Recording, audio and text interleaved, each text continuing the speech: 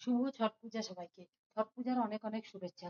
তা আজকে তো না আয়ে খায়ে সকালবেলা আমি স্নান পূজা করে দেখো রান্না বসিয়ে দিয়েছি। তা আমি তো রান্না করিনি, মা রান্না করেছি। মাকে ডেকে নিয়ে আসছিলাম, সামনেই বাপের বাড়ি। তা মা এসে রান্না বসিয়ে দিয়েছিল, রান্না হয়েও গেছে। এখানে দেখো আমি একটা পাতা মানে কলা পাতা নিয়ে নিয়েছি। কলা পাতায় প্রসাদ খেতে কিন্তু দারুণ লাগে, প্রসাদ প্রসাদ মনে হয়।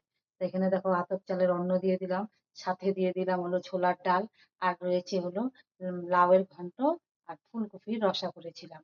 তা রান্নার কালার গুলো কিন্তু দারুণ সুন্দর হয়েছিল। আর ছট পূজাটা সব মায়েরাই করে তাদের সন্তানের মঙ্গল কামনার জন্য। তা আমার তো দুই ছেলে, মা যেন ওদেরকে ভালো রাখে, সুস্থ রাখে, এটাই চাইবো। মা হয়ে তো এর থেকে আর বেশি কিছু চেতে পারি না। তা চলো, প্রসাদ পাড়া হয়ে গেছে, তারপর আমি সূর্যদেবকে প্রণাম করে নিলাম। প্রণাম করে যা রান্না করেছি সেটাই আমি এখন আগে সূর্যদেবকে দেব, তারপর আমি প্রসাদ পাবো। তাতে এখানে প্রসাদ পেতে বসে পড়লাম। তা আমি অনেক দিন থেকে ছট পূজা করি, আমারও তো অসুবিধা হয় না 3 দিন উপবাস থাকতে। এই যে আজকে দেখো উপবাস করে খাচ্ছি, আবার কালকে সারা দিন উপবাস করে রাত্রে খান্না হবে। আমি তো বাড়িতে পূজা করি না, বান্ধবীর বাড়িতে পূজা করি। তা কালকে তো খান্না বান্ধবীর বাড়িতেই করবো, তো তোমরা ভিডিও পাবে, ভালো লাগলে লাইক কমেন্ট শেয়ার করবে।